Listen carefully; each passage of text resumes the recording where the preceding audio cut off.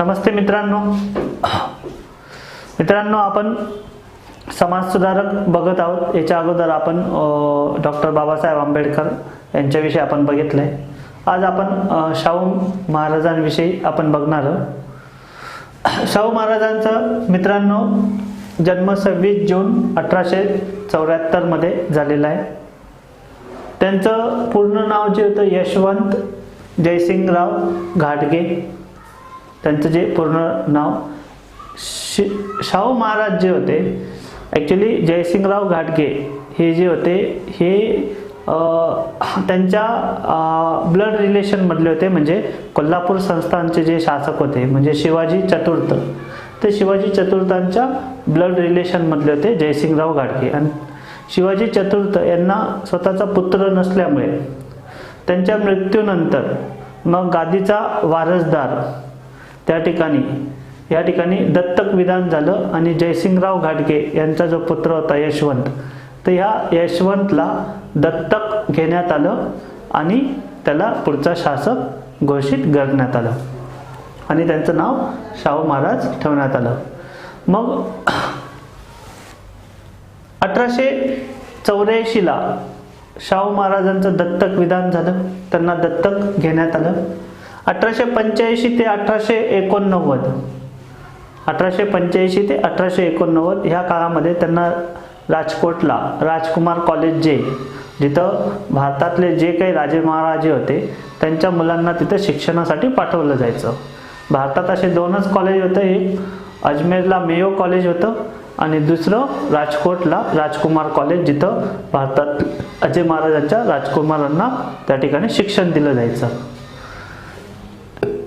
त्यानंतर 1888 ला मिरज कोल्हापूर या रेल्वे मार्गाचं त्या ठिकाणी काम सुरू झालं, जे 1891च्या आसपास तयार झालं आणि पहिली रेल्वे मिरज कोल्हापूर ही सुरू झाली, ज्याचं उद्घाटन लॉर्ड हॅरिस यांनी केलेलं होतं। 1891 ला छत्रपती शाहू महाराज यांचा विवाह बडोद्याचे जे दिवाण होते खानविलकर त्यांच्या मुलीशी त्यांचा विवाह झाला होता, लक्ष्मीबाई खानविलकर यांच्याशी 1891 ला।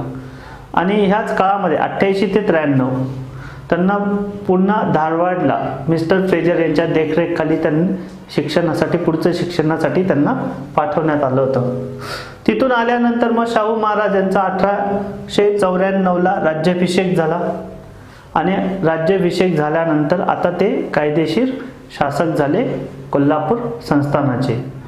मग आता शासक झाल्यानंतर 1895 ला त्यांनी फर्ग्युसन कॉलेजला त्यावेळी आर्थिक सहायता केली होती। फर्ग्युसन कॉलेजची जी स्थापना झाली होती त्याची एक नवीन बिल्डिंग बांधायची होती, त्यासाठी त्यांना पैशाची आवश्यकता होती आणि त्यांनी त्यावेळी देणगी दिली होती।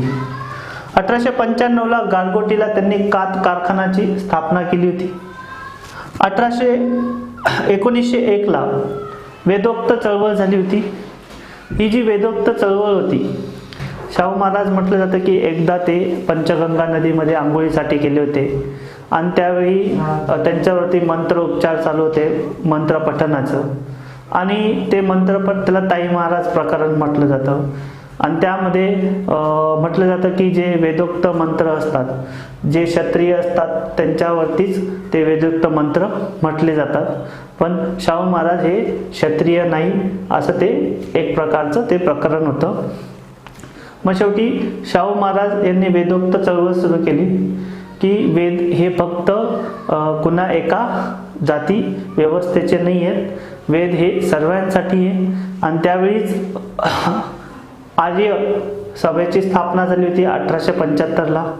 मग आर्य समाजाची स्थापना झाली होती आणि दयानंद सरस्वतींनी वेदांकडे चलाचा नारा दिला होता आणि त्यांनी वेदांचं शिक्षण हे भारतातील सर्व समाजासाठी आहे, सर्व जाती धर्मासाठी आहे। मग आर्य समाजाची स्थापना ही कोल्हापूरमध्ये झाली। मग कोल्हापूरमध्ये राजाराम कॉलेजची स्थापना झाली आर्य समाजाच्या अधीन। मग वेदोक्त चळवळ ज्यामध्ये जे मराठा समाजातील असतील, जे काही बॅकवर्ड क्लासमधले असतील, ते ह्या तरुणांना वेदांचं शिक्षण देण्यासाठी ही चळवळ सुरू झाली होती, वेदोक्त चळवळ. त्यानंतर 1902ला मागासवर्गीयांना संस्थानामध्ये त्यांनी 50% नोकरींमध्ये 50% आरक्षण मंजूर केलं. तर मागासवर्गीयांना 50% आरक्षण त्यांनी आपल्या संस्थानामध्ये त्या काळी मंजूर केलं होतं 1902ला. तर किती मोठी दूरदृष्टी होती शाहू महाराजांची, जी नंतर आपण आरक्षण मंजूर केलं 1950 नंतर. 1905ला त्यांनी शाहूपुरी येथे बाजारपेठाची स्थापना केली. त्यानंतर 1906ला शाहू मिलची स्थापना केली त्यांनी 1906ला. त्यानंतर 1911ला कोल्हापूरमध्ये सत्यशोधक समाजाची स्थापना झाली. अगोदर आर्य समाजाची तर स्थापना झालीच होती, आता सत्यशोधक समाजाची पण स्थापना झाली. सत्यशोधक समाजाचे जे काही विचार होते त्याच्याशी ते प्रभावित झाले होते.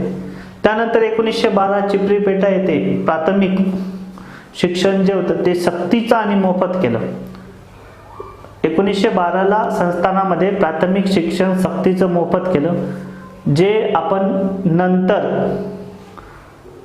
सक्तीचं आणि मोफत केलेलं होतं मित्रांनो, साधारण हे जे आपण आत्ता जस्ट 15 ते 20 वर्षापूर्वीच आपण सक्तीचं आणि मोफत केलेलं आहे, जे नंतर आपण अमेंडमेंट करून आणलेलं आहे आणि फंडामेंटल ड्युटीजमध्ये पण टाकलेलं आहे सक्तीचं आणि मोफत. आय थिंक आर्टिकल 21 मध्ये आपण ते टाकलेलं आहे. त्यानंतर 1913 मध्ये शिवाजी महाराजांचा अश्वारूढ पुतळा त्यांनी पन्हाळगडावरती स्थापित केला. 1917ला कोल्हापूर येथे विधवा पुनर्विवाहाची त्यांनी त्या ठिकाणी विधवांचा पण पुनर्विवाह व्हावं यासाठी त्यांनी त्या ठिकाणी मंजुरी दिली. त्यानंतर 1918ला कुलकर्णी वतने बंद केली, महारांची वतने बंद केली त्यांनी, आणि रेव्हेन्यू गोळा करण्यासाठी त्यांनी कलेक्टरांची नेमणूक केली. पहिले रेव्हेन्यू गोळा करण्यासाठी कुलकर्णी वतने दिली होती, कुलकर्ण्यांना ती वतने दिली होती, आणि जे काही विष्ठा वगैरे जी असायची, मलमूत्र वगैरे ते गोळा करण्याचं ज्यांना महार वतने म्हटले जाते, जी खालच्या दर्जाची जी कामं असते ती महारांना दिली जायची, ते महार वतने ते त्यांनी बंद केली. त्यानंतर कानपूर येथे त्यांना राजश्री ही उपाधी देण्यात आली, म्हणून राजश्री शाहू महाराज. 1920ला अखिल भारतीय बहिष्कृत समाज परिषदेचे ते अध्यक्ष होते, जे नागपूरला झालं होतं, आणि डॉक्टर बाबासाहेब आंबेडकर पण होते त्याच्यात. आणि 1922ला 6 मे 1922ला मुंबईला पन्हाळ लॉजवरती त्यांचा मृत्यू झाला. तर शाहू महाराज जे होते, तर शाहू महाराज हे जरी ते महाराज होते, एका संस्थानाचे शासक होते, पण त्यांनी सामान्य जनतेसाठी त्यांनी भरपूर अशा त्यावेळी त्यांनी घोषणा केलेल्या होत्या. नुसत्या घोषणाच नाही केल्या तर त्यांनी इम्प्लिमेंटेशन पण केलेलं होतं. त्यावेळी त्यांची दूरदृष्टी जी होती ती फार, असं म्हटलं जातं की ज्या गोष्टी आपण आज 100 वर्षानंतर केल्या त्या त्यांनी त्यांच्या संस्थानामध्ये त्यांनी त्या काळात 100 वर्षापूर्वीच केलेल्या होत्या. जसं 50% आरक्षण असेल, त्यानंतर विधवा पुनर्विवाह असेल, त्यानंतर प्राथमिक शिक्षण सक्तीचं आणि मोफत असेल, या ज्या समाज सुधारण्याच्या ज्या काही कायदे होते ते कायदे त्यांनी 100 वर्षापूर्वीच आपल्या संस्थानामध्ये लागू केलं होतं. तर शाहू महाराज जे यांच्यावरती पण आपल्याला बरेचसे क्वेश्चन्स येतात, त्यांच्या जीवनीमध्ये ज्या काही घडामोडी आहेत त्याच्यावरती आपल्याला क्वेश्चन येत असतात. तर डॉक्टर बाबासाहेब आंबेडकर, शाहू महाराज, आणि नेक्स्ट आपण महात्मा फुलेंविषयी बघणार आहे मित्रांनो.